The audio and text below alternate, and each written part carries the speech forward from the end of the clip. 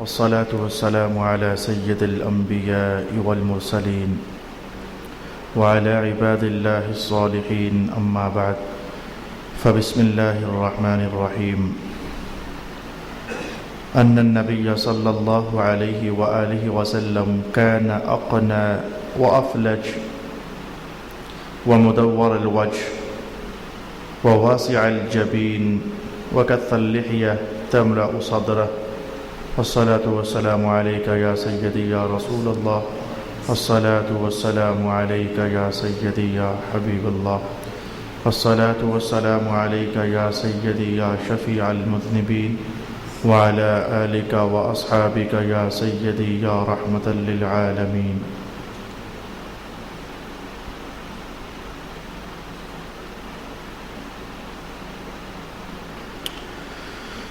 رسول اکرم صلی اللہ علیہ وآلہ وسلم کا سراپا جمال جو احادیث شریفہ کے اندر وارد ہوا، ہم سیکھنے اور سمجھنے کا اہتمام اللہ کی توفیق سے کر رہے ہیں۔ آج کی نشست میں رسول پاک علیہ الصلوۃ والسلام کے حلیہ شریفہ سے جو پہلی چیز میں نے آپ کے لیے تلاوت کی ہے وہ یہ ہے کہ ہمارے حضور اقنا تھے۔ اقنا کیا ہے؟ یہ چہرے میں سے اقنا جو ہے اس کا تعلق مبارک ناک کے ساتھ ہوا کرتا تھا۔ ناک کے متعلق حضرت علی المرتضیٰ رضی اللہ تعالی عنہ ارشاد فرماتے ہیں کہ آپ کا مبارک ناک قنا تھا۔ قنا ایسا ناک ہوگا، صرف لفظ قنا کا جو معنی ہے، قنا کا معنی ایسا ناک ہوتا ہے جس میں ایک تو لمبائی ہو اور ایک اس کے اندر جیسے کہ حضرت علی فرماتے ہیں دقت ہو، دقت ناک کا پتلا ہونا اور ناک کا لمبا ہونا۔ تو رسول اللہ علیہ الصلوۃ والسلام کا مبارک ناک پتلا تھا اور لمبا تھا۔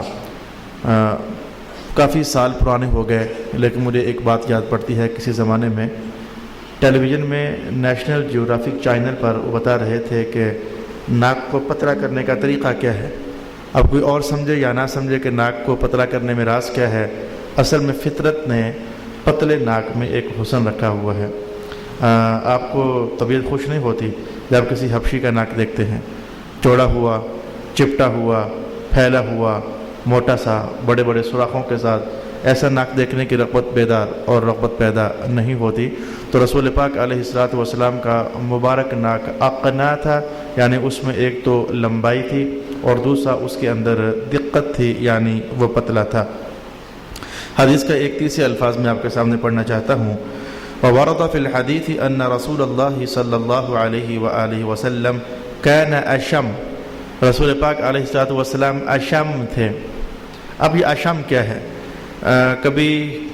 کئی بار ہم جب خوشبو سونگھتے ہیں تو خوشبو سونگھنے کے لیے آپ محسوس کرنا کہ میں مثلا سونگھتا ہوں تو ناک میں ایک تبدیلی پیدا ہوتی ہے، یعنی کچھ نہ کچھ اس سے خد و خال میں تبدیلی پیدا ہوتی ہے، سکڑتا ہے یا پھر اس کی چونچ سی ظاہر ہوتی ہے۔ تو ایسا ناک جو سونگھنے کے وقت اس میں چونچ پیدا ہو جائے اور خم پیدا ہو جائے، ایسے ناک کو عربی زبان میں اشم کہا جاتا ہے۔ یہ دوسری کیفیت میں نے آپ کے سامنے رسول پاک علیہ الصلوۃ والسلام کی بیان کی۔ تو ان دونوں حدیثوں کو ملا کر محدثین نے کہا، اور خاص کر کے علامہ خفاجی فرماتے ہیں کہ رسول پاک علیہ الصلوۃ والسلام کے ناک کے متعلق ایک یہ کہنا کہ وہ پتلا تھا، سیدھا تھا اور لمبا تھا، اور پھر دوسری حدیث میں یہ کہنا کہ اس میں خم تھا۔ یہ پتلا ہونا، سیدھا ہونا اور خم ہونا یہ دو الگ الگ صفتیں ہیں، تو ایک ہی ناک میں یہ دونوں صفتیں کیسے ہو سکتی ہیں؟ تو علامہ خفاجی فرماتے ہیں کہ رسول پاک علیہ الصلوۃ والسلام کے ناک میں لمبائی تھی، حضور کے مبارک ناک میں پتلا پن بھی تھا، لیکن بالکل کنارے سے پر آ کر، جسے ہم ناک کی چونچ کہتے ہیں، کنارے پر آ کر کے تو اس میں ایک نرم درجے کا بلندی کی طرف جاتا ہوا خم تھا، ایک نرم درجے میں جو کہ ایک دم سے محسوس نہیں ہوتا تھا، لیکن غور کے ساتھ دیکھا جاتا تو ایک نرم درجے کا خم محسوس ہوتا تھا۔ تو جس صحابی نے صرف پتلا اور لمبا ہونا بیان کر دیا انہوں نے اقنا کہہ دیا، اور جنہوں نے بڑے غور کے ساتھ دیکھا اور وہ مبارک ناک کے بالکل آخری کنارے میں اگر نرم درجے کا خم بھی دیکھا انہوں نے کہہ دیا کان النبی صلی اللہ علیہ وسلم اشم، ویسے حیرت ہوتی ہے کہ رسول پاک علیہ السلام کے خد و خال کو صحابہ پاک نے کتنی باریکی کے ساتھ جائزہ لیا کہ ناک مبارک میں ہلکا سا خم بھی ہوتا تھا. اس بات کو بھی اللہ تعالیٰ نے رسول پاک علیہ السلام کے حسن مبارک کے حوالے سے محفوظ فرمایا. لیکن علامہ توجانی فرماتے ہیں اور علامہ خفاجی فرماتے ہیں کہ ایک شاید رہ گئی، قنا صرف وہ ناک نہیں ہوتا، یہ دلچسپ ہے، قنا صرف وہ ناک نہیں ہوتا جو لمبا ہو اور پتلا ہو، بلکہ اس میں ایک تیسری خوبی بھی ہونی چاہیے. تو عربی زبان میں تو اسے قنا کہتے ہیں. وہ تیسری خوبی یہ ہے کہ ضیق المنخرین، ضیق المنخرین، کہ جس ناک کے یہ جو دو سوراخ ہیں یہ سوراخ بھی چھوٹے چھوٹے سے ہوں، بہت کھلے کھلے نہ ہوں. جس ناک میں یہ خوبی بھی ہو کہ اس کے سوراخ چھوٹے چھوٹے ہوں، تو اس ناک کو عربی زبان میں اقنا کے ساتھ اور قنا کے ساتھ یا پھر قنون کے ساتھ تعبیر کرتے ہیں. یہ چھوٹے بچوں کے حوالے ہی سے کہا جا سکتا ہے کہ آپ ایسے چھوٹے بچے دیکھیں کہ جن کے ناک کے سوراخ چھوٹے ہیں وہ بڑے کیوٹ سے لگتے ہیں، بنسبت اس کے کہ ناکوں کے سوراخ اگر زیادہ کھلے کھلے ہوں تو حسن کا وہ نقشہ ادھر نہیں ہوتا جو کہ تنگ سوراخوں کی حالت میں ہوتا ہے. تو لہذا آج کی نشست میں جو پہلی شان ہم نے رسول پاک علیہ السلام کی حلیہ مبارک کی پڑھی، اس کو سب حدیثیں سمیٹ کر ہم یہ کہہ سکتے ہیں کہ رسول پاک علیہ السلام کا مبارک ناک پتلا تھا، حضور کا مبارک ناک اونچا تھا، رسول اللہ کا مبارک ناک بالکل آخری کنارے سے نرم ترین درجے میں خمدار تھا.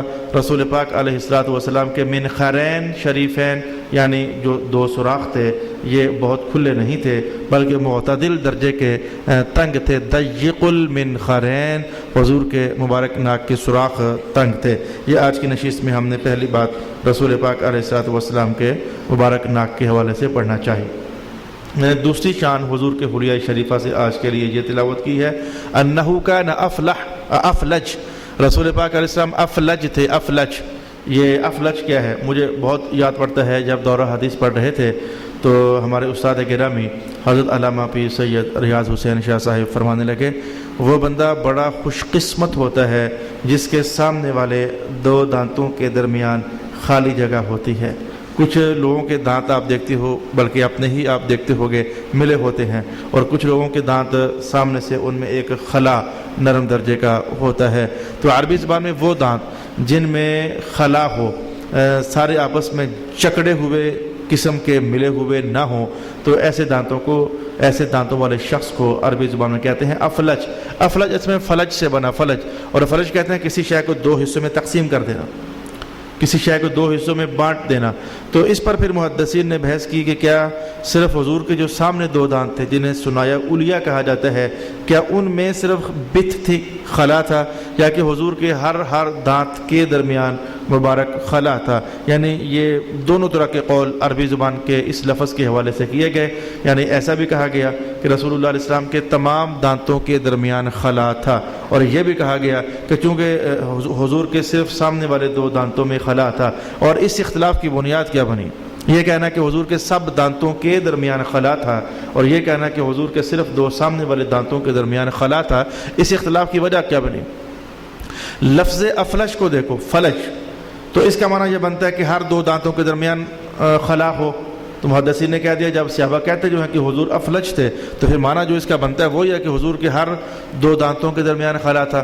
اور جب یہ بات کہ جب دیکھا جاتا تو بات کرتے ہوئے تو سارے دانت انسان کے دیکھنے والے کی نظر میں نہیں ہوتے، وہ صرف سامنے والے ہی دو دانت تقریباً نظر میں ہوتے ہیں.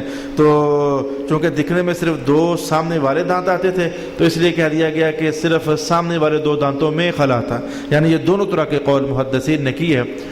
اس پر میں آپ سے عرض کرنا چاہوں گا کہ علامہ خفاجی فرماتے ہیں کہ دانتوں میں بت کا ہونا اصل میں منہ کے خوشبودار ہونے کی نشانی ہوتی ہے. منہ کا فریشنس والا ہونا، منہ کا خوشبو دار ہونا، طیب الرائحہ ہونا، یہ اصل میں بت والے دانتوں والا جو منہ ہوتا ہے اس کی یہ خوبی ہوتی ہے اور یہ کمال ہوتا ہے. اور مزید بحث کرتے ہوئے فرماتے ہیں جب دانت تنگ ہوتے ہیں تو کھانا کھاتے وقت ذرات ان دانتوں میں پھنستے ہیں، تبھی تو آپ ٹوتھ پک استعمال کرتے ہیں، آپ کو وہ ذرات کھانے کے نکالنے پڑتے ہیں. اور جب دانتوں میں بت ہوتی ہے، خلا ہوتی ہے، تو کھانے کے اجزاء اس میں پھنسنے کا امکان ہی ختم ہو جاتا ہے. وہ صرف کلی کرنے ہی سے وہ دانتوں کے اندر اجزاء جو رک سکتے تھے وہ کلیئر ہو جاتے ہیں. تو چونکہ رسول پاک علیہ الصلوۃ والسلام کے مبارک دانتوں میں بت تھی، کھانے کے اجزاء رکتے ہی نہیں ہوتے تھے. کھانے کے اجزاء رکیں گے پھر وہ تھوک کے ساتھ اور اندر کے لعاب کے ساتھ ملتے رہیں گے تو ایک بدبو کا احساس پیدا ہو جاتا ہے. اور جن دانتوں کے درمیان بت ہوتی ہے اور وہاں کھانے کے اجزاء رکتے ہی نہیں ہیں تو وہاں بدبو پیدا ہونے کا امکان بھی ختم ہو جاتا ہے. اس لیے رسول پاک علیہ الصلوۃ والسلام کو اللہ تعالیٰ نے افلج الصنایا بنایا، یعنی آپ کے دانتوں کے درمیان اللہ تعالیٰ نے بت پیدا فرمائی ہوئی تھی. میرے استاد گرامی اپنا ذاتی لطیفہ سناتے ہیں اللہ تعالیٰ کی رحمت کا. فرماتے تھے کہ میں نے جب یہ حدیث پاک پڑھی کہ حضور کے سامنے والے دو دانتوں کے درمیان خلا تھی تو میں نے اللہ تعالیٰ سے عرض کیا کہ اے میرے اللہ تعالیٰ، جو حضور کی سنتیں جو ہوتی ہیں یعنی اپنے آپ کو حضور رحمت عالم کے مطابق ڈھال کر رکھنا، تو جو میرے بس میں تھا وہ تو میں کرنے کی کوشش کرتا ہوں. کھانا کھاتا ہوں حضور کی سنت کے مطابق، پانی پیتا ہوں حضور کی سنت کے مطابق، لباس پہنتا ہوں سنت کے مطابق، جو چیزیں میرے بس میں ہیں تو اے میرے اللہ تعالیٰ وہ تو میں کرنے کی کوشش کرتا ہوں. اب یہ جو چیز ہے اس کا تعلق میرے بس میں نہیں، یہ تو تیری تخلیق کے ساتھ تعلق ہے کہ حضور کے مبارک دو دانتوں کے درمیان خلا تھا. تو میں نے کہا اے میرے اللہ تعالیٰ کرم فرما، تیرے لیے کیا مشکل ہے؟ تو چاہتا تو جب میں چھوٹا تھا بچہ تھا تبھی میرے دانتوں میں خلا ڈال سکتا تھا، تو چاہے تو آج بھی تو ڈال ہی سکتا ہے. تو استاد سے فرماتے ہیں کہ میں حضور رحمت عالم کے فیض کی بات کرتا ہوں. مجھے دعا کر کر کے سویا تو جب میں صبح اٹھا تو رب کائنات نے دو دانتوں میں خلا پیدا کیا ہوا تھا، اور آج بھی وہ خلا جو ہے ہم دیکھتے ہیں کہ اللہ پاک نے انہیں عطا فرمایا ہوا ہے. تو یہ جس بندے کا جتنا جذبہ صادقہ ہوتا ہے اتنا ہی زیادہ فیض کما لیتا ہے. ممکن ہے کہ آپ میں سے بھی کوئی ایسا جو انتہائی درد میں ڈوب کر انتہائی اخلاص کے ساتھ انتہائی جذبہ صادقہ کے ساتھ اللہ کے حضور ان باتوں کا عرض کرے کہ میرے اللہ تعالیٰ یہ شے اور یا پھر یہ شے اور یا پھر یہ شے مجھے عطا فرما دے، تو اللہ تعالیٰ انہیں بھی عطا فرما سکتا ہے. تو آج میں نے دوسری چیز جو آپ کے لیے تلاوت کی وہ یہ تھی کہ رسول پاک صلی اللہ علیہ وسلم افلج الصنایا تھے، یعنی آپ کے دانتوں کے درمیان اللہ تعالیٰ نے بتیں رکھی ہوئی تھیں اور خالی جگہیں رکھی ہوئی تھیں. میں نے تیسری چیز جو آج آپ کے لیے حضور کے حلیہ شریفہ سے تلاوت کی ہے انہ کان مدور الوجہ. اللہ تعالیٰ نے رسول پاک علیہ الصلوۃ والسلام کو جو چہرہ مبارک عطا فرمایا ہوا تھا وہ گول چہرہ بنتا تھا. رسول پاک علیہ السلام کے چہرے کو گول بیان کیا صحابہ رحمہ اللہ نے، لیکن دوسری احادیث شریفہ ایسی بھی ہیں کہ جن میں یہ بیان کیا گیا کہ وہ گول ایسا نہیں تھا کہ وہ مکمل ہی گول ہوتا، جیسے سرکل بن جاتا ہے. حضور کا چہرہ اس طرح کا گول نہیں تھا، بلکہ علامہ خفاجی فرماتے ہیں اور حضرت ملا علی قاری فرماتے ہیں لیکن الی الطول امیل لما ورد فی شمائلہ ان وجہہ لم یکن مدورا. میں کہتا ہوں یہ دونوں الگ الگ حدیثیں ہیں. ایک حدیث میں نے ابھی آپ کے سامنے پیش کی ہے شفا شریف کے حوالے سے جس میں حضور کے چہرے مبارک کو گول کہا گیا، اور مولا علی قاری کہتے ہیں میں نے ایک حدیث یہ پڑھی ہے کہ ان وجہہ لم یکن مدورا، رسول اللہ علیہ السلام کا چہرہ گول نہیں تھا. یہ بھی حدیث کے الفاظ ہیں. ایک صحابی کہتے ہیں حضور کا چہرہ گول تھا اور ایک صحابی کہتے ہیں کہ حضور کا چہرہ گول تو نہیں تھا. مولا علی قاری فرماتے ہیں کہ بات وہ بھی ٹھیک ہے اور بات یہ بھی ٹھیک ہے، باتیں دونوں ٹھیک ہیں.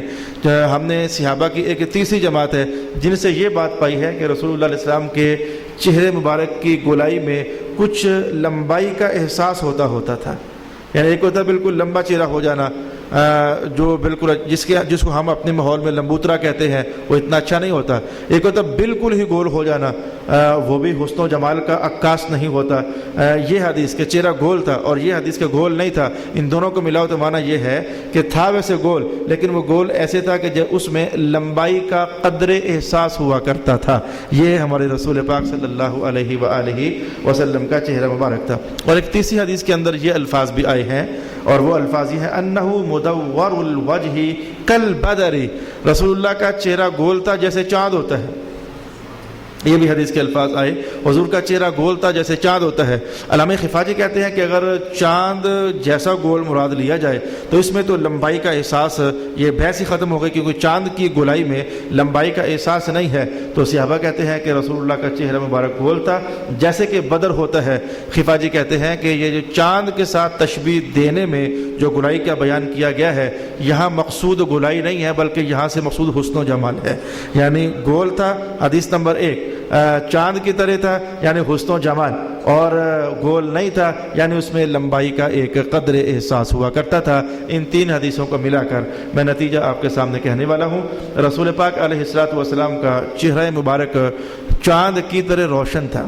یہ چاند کی طرح روشن کہنا اور سورج کی طرح روشن نہ کہنا معنی بھی سمجھ آنا چاہیے کہ سورج پر نگاہیں ٹکتی نہیں ہیں، الٹا نظریں چندھیا جاتی ہیں، اور چاند پر نظریں جب ٹکتی ہیں تو ایک لطافت کا احساس وجود میں اترتا ہے، بندہ ٹھنڈک ٹھنڈک محسوس کرتا ہے۔ بلکہ مجھے حدیث کے الفاظ یاد آ گئے۔ صحابہ نے پوچھا حضور اللہ تعالیٰ کی زیارت ہوگی؟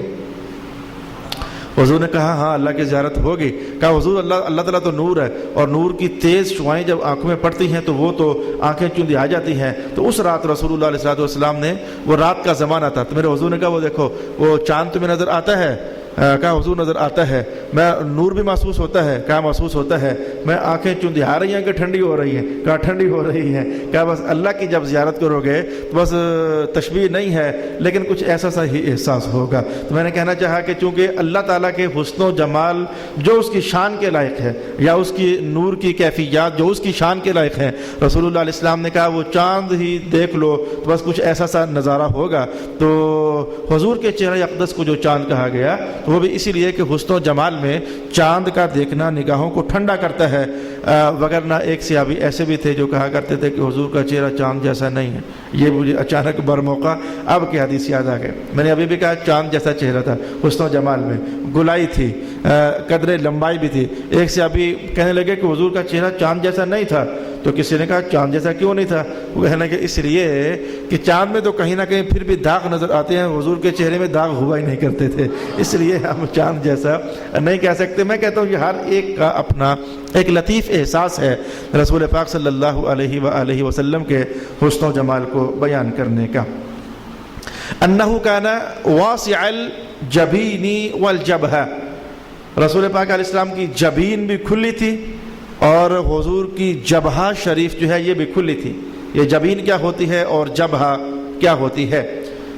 دھیان رکھیے، یہ ایک لفظ جبین نیاز کا جھکا دینا، کہیں نہ کہیں علماء سے آپ نے سنا ہوگا جبین نیاز کا جھکا دینا، لیکن فرق ہے، ایک ہوتی ہے جبین اور ایک ہوتی ہے جبہہ۔ جبہہ کسے کہتے ہیں؟ ابروؤں سے اوپر اور بالوں کے اگنے سے نیچے جو درمیان کا علاقہ ہوتا ہے، اسے عربی زبان میں جبہہ کے ساتھ تعبیر کرتے ہیں، یعنی ہم اسے ماتھا کہہ لیتے ہیں۔ جبہہ ایک اور شے ہے، اس کا ہمارے ہاں کوئی شاید نام ہی نہیں ہے لیکن عربی میں اس کا نام ہے۔ اچھا یہ سامنے ہوگا ماتھا، اس ماتھے کی جو دو طرفیں ہیں، یعنی ایک طرف یہ ہو گئی اور ایک طرف ماتھے سے یہ ہو گئی، جو یہ دو سائیڈ والی طرفیں ہوتی ہیں ان طرفوں کو عربی زبان کے اندر جبین کہتے ہیں۔ جبہہ اور جبین، تو کتنے لوگوں کو میں نے دیکھا کہ ان کے بال ماتھے پر بھی کافی سارے آئے ہوئے ہوتے ہیں، خاص کر کے بیٹیوں میں یہ چیز تخلیقاً پائی جاتی ہے کہ ان کے بال ماتھے پر بھی کافی سارے چڑھے ہوتے ہیں، لیکن جس بیٹی کا یا جس بیٹے کا ماتھا کشادہ ہوتا ہے، بال ذرا پیچھے ہوتے ہیں، وہ بنسبت اس بچے کے کہ جس کے بال گھنے ہوتے ہیں اور ماتھے پر بھی چڑھے ہوتے ہیں وہ زیادہ حسین دکھنے میں محسوس ہوتا ہے۔ تو رسول پاک علیہ السلام کو اللہ نے جبہہ شریفہ، ماتھا شریف کشادہ عطا فرمایا ہوا تھا، اور جبین شریف یعنی جو دونوں اطراف ہیں یہ بھی کشادہ عطا فرمائے ہوئے تھے۔ آپ کہنا چاہیں تو کہہ سکتے ہیں کہ جیسے یہ آپ میرے دیکھیں، یعنی سمجھانے کے لیے کہنے لگا ہوں، ان بالوں کو دیکھیں تو سامنے سے ہٹ کر جو سائڈ کے علاقے ہیں یہاں بھی کچھ ننگی جلد نظر آ رہی ہے، اس طرف اور اس طرف دونوں طرف کچھ ننگی جلد نظر آ رہی ہے۔ تو رسول پاک علیہ السلام کا جو یہ علاقہ ہے ذرا کشادہ زیادہ ہوا کرتا تھا۔ علامہ خفاجی کہتے ہیں کہ ماتھا اگر چوڑا زیادہ ہو تو یہ حسن و جمال کی نشانی ہوتا ہے، اور جبین اگر کشادہ ہو تو یہ کمال دانائی کی نشانی ہوتی ہے۔ جس بندے کو اللہ نے کشادہ جبینیں عطا فرمائی ہوئی ہو تو اللہ پاک نے اس بندے کو کمال درجے کی دانائی عطا فرمائی ہوئی ہوتی ہے۔ وسعت الجبین مما يدل على قوة العقل والفهم والحواس، جس بندے کی جبینیں کشادہ ہوتی ہیں اس کی عقل بہت تیز ہوتی ہے، اس کی فہم بہت تیز ہوتی ہے، اور اس کے حواس بہت تیز ہوتے ہیں۔ حواس یہ جو جنہیں آپ کہتے ہیں حواس خمسہ، اس کے حواس خمسہ بڑے تیز ہوتے ہیں۔ یعنی میں کہہ سکتا ہوں کہ عام بندے کے کان جہاں تک سنیں گے، جس کی جبین کشادہ ہوگی اس کے کان اس سے زیادہ دور تک سنیں گے۔ عام بندے کا ناک جہاں تک سونگے گا، جس بندے کی جبین کشادہ ہوگی اس کا ناک ذرا زیادہ دور سے سونگ لیتا ہے۔ عام بندے کی نظر جہاں تک دیکھ سکتی ہے، جس کی جبین کشادہ ہوتی ہے اس بندے کی نظر ذرا زیادہ دور تک دیکھ سکتی ہے۔ تو جبین کا کشادہ ہونا یہ اصل میں دانائی، فہم، فراست، ذکا اور ان ایسے تمام تر جو باطنی امور ہوتے ہیں ان میں کثرت کی دلیل ہوتی ہے۔ وقص اللحیہ، رسول پاک علیہ السلام کے چہرہ مبارک کے حوالے سے آج میں پانچویں یا چوتھی چیز آپ کے لیے، یہ پانچویں چیز تلاوت کر رہا ہوں کہ اللہ تعالیٰ نے رسول پاک علیہ السلام کو جو داڑھی شریف عطا فرمائی تھی وہ قص ہوتی تھی۔ قص داڑھی رسول پاک علیہ السلام کو عطا فرمائی گئی تھی۔ محدثین نے کہا قص کیا ہوتی ہے؟ ان تکون کثیفۃ غیر خفیفۃ، ایسی داڑھی جس کے بال اتنے گھنے ہوں کہ بالوں کی جڑوں والا جو علاقہ ہے چمڑے کا وہ نظر نہ آئے، جہاں سے بال اگتے ہیں وہ چمڑا نظر نہ آئے، تو ایسی داڑھی کو عربی زبان کے اندر قص کہا جاتا ہے۔ اور اگر وہ داڑھی کے نیچے سے چمڑا نظر آئے تو اسے پھر خفہ کے ساتھ تعبیر کیا جاتا ہے۔ تو رسول اللہ علیہ السلام کی داڑھی مبارک خفیف نہیں تھی بلکہ آپ کی داڑھی مبارک کثیف تھی، اور جو حدیث کے اگلے الفاظ ہیں وہ کثیف بھی ایسی تھی تملأ الصدر، تملأ الصدر۔ میرا خیال ہے کہ آپ لوگ جو آج حضور کا سراپا سننے کے لیے بیٹھے ہو، میں بھی دعا کرتا ہوں آپ بھی دعا کریں کہ اللہ تعالیٰ آپ کو حضور کی داڑھی کی خیرات نصیب فرما دے۔ اب یقینی سی بات ہے کہ اس جیسی داڑھی تو ہماری نہیں ہو سکتی، لیکن حضور کی داڑھی کی خیرات نصیب ہو جائے۔ حضور کی داڑھی ایک تو گھنی تھی اور دوسری اتنی پھیلی ہوتی تھی لمبائی میں اور چوڑائی میں کہ سینے کا کچھ علاقہ اس میں گھر جایا کرتا تھا۔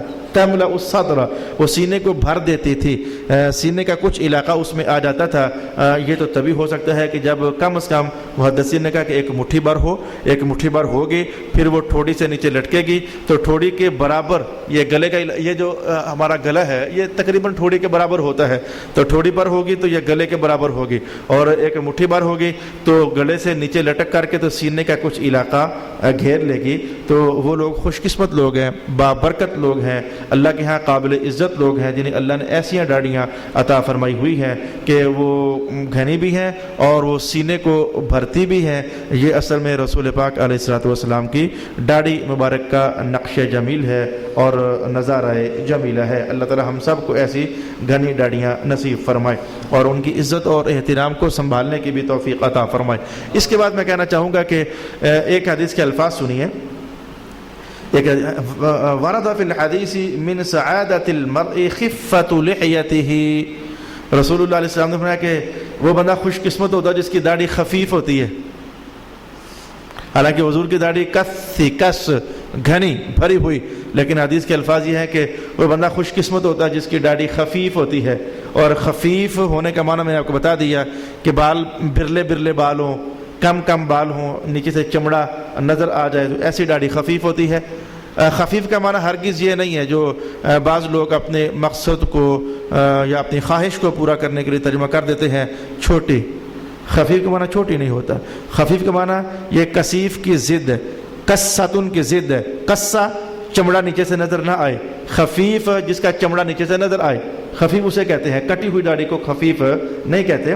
تو فرمایا کہ بندے کی خوش قسمتی ہے کہ اس کی داڑھی اللہ تعالیٰ خفیف بنا دے۔ اب محدثین نے کہا کہ اگر خفیف داڑھی کا ہونا خوش قسمتی ہے تو رسول اللہ علیہ السلام کی داڑھی تو کس تھی، یعنی وہ بھری ہوئی تھی، اور اگر گھنی داڑھی کا ہونا خوش قسمتی ہے تو حضور پھر یہ کیوں فرما رہے ہیں کہ خفیف داڑھی اگر کسی کو نصیب ہو جائے تو یہ اس کی خوش قسمتی کی نشانی ہے۔ محدثین نے کہا کہ یہاں خفت کا معنی وہ نہیں ہے، اس حدیث شریف میں خفت کا معنی وہ نہیں ہے جو کہ نیچے سے چمڑا نظر آنے والا آپ سمجھ رہے ہیں، بلکہ یہاں خفت کا معنی ایک دوسری حدیث کو ساتھ ملا کر کے تو کیا جا سکتا ہے۔ آئے میں دوسری حدیث آپ کے سامنے پڑھنا چاہوں گا۔ قال رسول اللہ صلی اللہ علیہ وآلہ وسلم اعتبروا عقل الرجل في ثلاث في طول لحيته ونقش خاتمه وكنيته او كما قال رسول اللہ صلی اللہ علیہ وآلہ وسلم۔ آپ نے فرمایا کہ بندے کی عقل کا جائزہ لینا ہو تو اس کی داڑھی دیکھا کرو۔ اعتبروا عقل الرجل، بندے کی عقل جانچنی ہونا کہ بندہ عقل مند ہے، دانا ہے یا بیوقوف ہے تو اس کی داڑھی دیکھو. یہ حدیث کا بیان. اور اس حدیث کو حضرت ملا علی قاری ارشاد فرما رہے ہیں.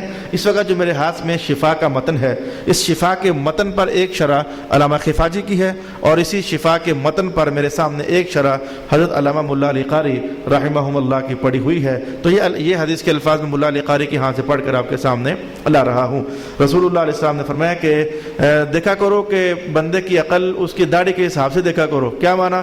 خواجہ حسن فرماتے ہیں کہ اگر اس کی داڑھی لمبی ہے تو بہت ہی لمبی ہے, تو بہت ہی لمبی ہے, سمجھو بندہ بیوقوف ہے. داڑھی بندے کی لمبی ہے تو بہت ہی لمبی ہے, تو بہت ہی لمبی ہے, سمجھو کہ بندہ بیوقوف ہے. اور اگر اس کی داڑھی اس حساب میں لمبی ہے جتنی سرکار دو عالم نے اشارہ دے دیا, تو بندہ بڑا دانا ہے. یعنی داڑھیوں سے بندے کی دانائی اور بندے کی بیوقوفی کا اندازہ کیا جا سکتا ہے. حدیث کے الفاظ میں نے آپ کو بتائے. اور اس پر حسن بن مسنہ فرماتے ہیں اذا رأيت رجلا ذا لحية طويلة ولم يتخذ لحية بين لحيتين كان في عقله شيء. خواجہ حسن فرماتے تھے کہ جو بندہ داڑھی کٹواتا ہی نہیں ہے, لمبی ہوتی جاتی ہے, ہوتی جاتی ہے, ہوتی جاتی ہے, ہوتی جاتی ہے, تو سمجھ جاؤ اس بندے کی عقل میں کچھ نقصان ہے, یہ دانا بندہ نہیں ہے. یہ بات لطیفے کی حد تک مشہور ہے, میں نے کہیں پڑھی نہیں ہے, کہ ایک بندے نے دوسرے کو بس یہی تانا مارا تھا کہ تیری داڑھی لمبی ہے, تیری تو عقل کم ہے. اس نے کہا میری عقل کہاں کم ہے؟ اس نے کہا کم ہے نا. تو وہ رات کا وقت تھا کہیں, تو وہ شمع جلا رہا تھا, تو شمع جلاتے جاتے اس کا خیال نہ رہ سکا, اس کی داڑھی کے کچھ بال اس میں آ گئے اور وہ کچھ بال جل گئے.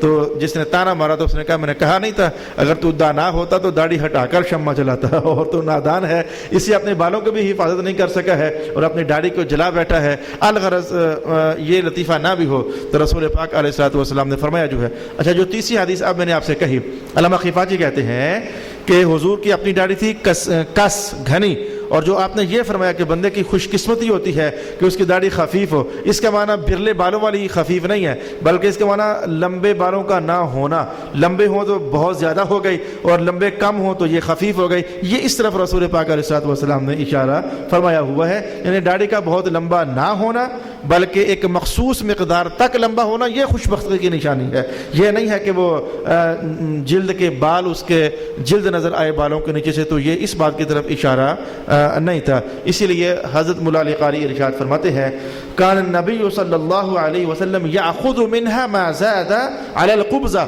اس لیے حضور رحمت اللہ مبارک داڑھی اگر ایک قبضہ سے زیادہ ہو جاتی, قبضہ کہتے ہیں مٹھی کو, ایک مٹھی سے جب زیادہ ہو جاتی تھی تو رسول پاک علیہ الصلوۃ والسلام پھر اسے کاٹ دیا کرتے تھے. بلکہ میں دوسرے الفاظ بھی آپ کے سامنے لانا چاہوں گا.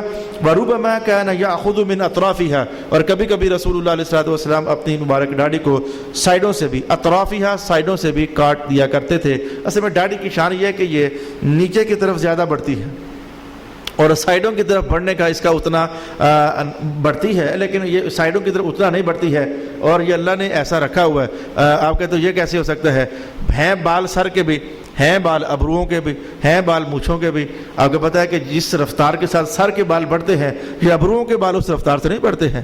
ہیں تو بال ہی نا, لیکن اللہ پاک نے جو قوت جہاں رکھ دی ہے, جتنے سر کے بال بڑھتے ہیں اتنے مونچھوں کے بال نہیں بڑھتے, جتنے سر کے بال بڑھتے ہیں اتنے ابروؤں کے بال نہیں بڑھتے. تو ایسے ہی ممکن ہے کہ اللہ نے یہ قوت رکھی ہوئی ہے کہ داڑھی کے بال جو ہے لمبائی کی طرف تو زیادہ بڑھتے ہیں, لیکن چوڑائیوں کے اندر بڑھنے کا اتنا زور نہیں ہوتا. اس لیے یہ کہا گیا کہ حضور رحمت عالم اپنی داڑھی مبارک جب مٹھی سے بڑھ جاتی تو کاٹ دیا کرتے تھے, لیکن کا روبما کبھی کبھی ایسے ہوتا کہ چوڑائی سے بھی کاٹ دیا کرتے تھے. یہ کبھی کبھی ایسے ہوتا, یہ اس بات کا اشارہ ہے کہ چوڑائی کے اندر داڑھی کا بڑھنا یہ اتنا زیادہ نہیں ہوتا ہے.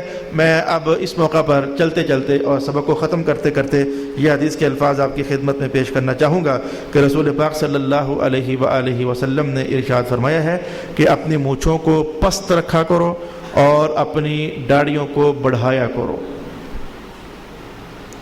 اپنی داڑھیوں کو بڑھایا کرو اور اپنی مونچھوں کو پست رکھا کرو. مونچھوں کو پست رکھنے کا معنی یہ ہے کہ مونچھوں کو اتنا چھوٹا کرنا چاہیے, جب بندہ پانی کا گلاس پیے تو پانی کا گلاس پیتے وقت ہونٹ پانی میں ڈوبتے ہیں, تو مونچھ کا کوئی بال بھی ہونٹوں پانی میں ڈوبنا نہیں چاہیے.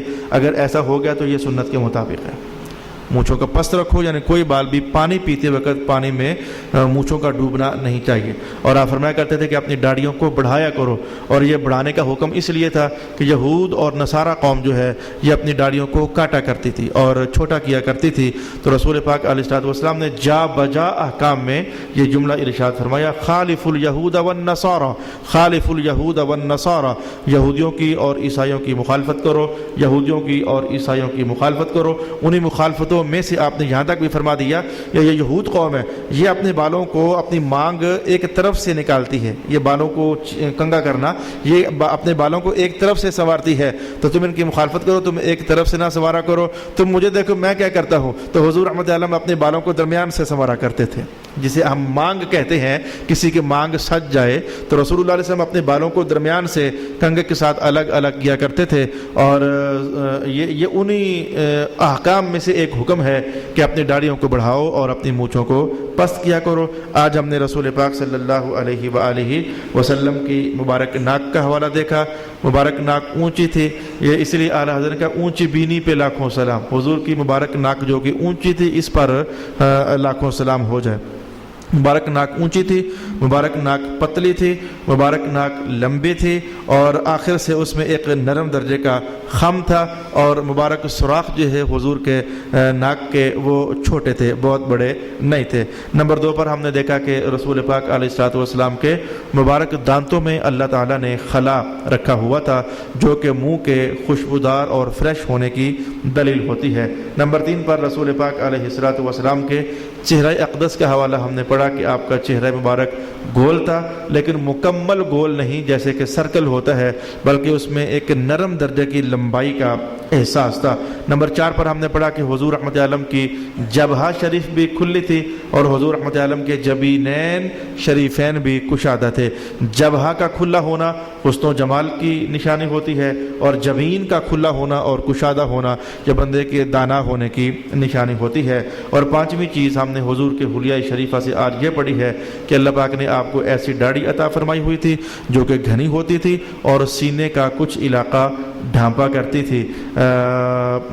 داڑھیوں کے حوالے سے رسول پاک علیہ السلام نے یہ بھی فرمایا ہے کہ اپنی داڑھیوں کا رنگ تبدیل کیا کرو، اور یہ بھی فرمایا ہے کہ نہ تبدیل کیا کرو، یعنی دونوں باتیں آپ نے ارشاد فرمائی ہوئی ہیں۔ یہ میں نے اس لیے کہا کہ میرے سامنے کچھ داڑھی والے مسلمان بزرگ ایسے بیٹھے ہوئے ہیں جن کی داڑھیاں سفید ہیں۔ رسول اللہ علیہ السلام فرمایا کرتے تھے کہ یہ جو بالوں کے اندر سفید بال آ جاتے ہیں انہیں نوچ کر نکالا نہ کرو، کیونکہ یہ اللہ کا نور ہوتا ہے۔ سفید بال اللہ کا نور ہوتا ہے، تو جن داڑھیوں میں جن سروں کے اندر سفید بال آ گئے یہ اللہ کا نور ہے، یہ نوچنے کے لائق نہیں ہے۔ تو چاہو تو اس نور کو ایسے ہی رہنے دو، اور چاہو تو جیسے رسول اللہ علیہ السلام رنگ مبارک تبدیل کر لیا کرتے تھے، یعنی مہندی استعمال کر لیا کرتے تھے۔ حضرت علی المرتضیٰ رضی اللہ عنہ کی داڑھی مبارک کے متعلق جو روایات کے الفاظ آتے ہیں وہ یہ ہے کہ ایسے لگتا تھا کہ جیسے کوئلہ دہک رہا ہوتا ہے، یعنی مہندی لگا کر کے خوب آپ نے اس کو سرخ کیا ہوا ہوتا تھا، جیسے انگارہ دہکتا ہے اس طریقے سے آپ نے اپنی داڑھی کو سرخ رکھا ہوا کرتا تھا۔ باقی سفید بالوں کا رہنے دینا یہ نور کے باقی رہنے دینے کی نشانی ہے، اور اگر اس کو تبدیل کر لیا جائے تو اس نور کو جیسے میرے حضور نے رنگ دار کر دیا ایسے اس کو رنگ دار کرنا بھی جائز ہوتا ہے۔ وآخر دعوانا ان الحمد للہ رب العالمین۔ بسم اللہ الرحمن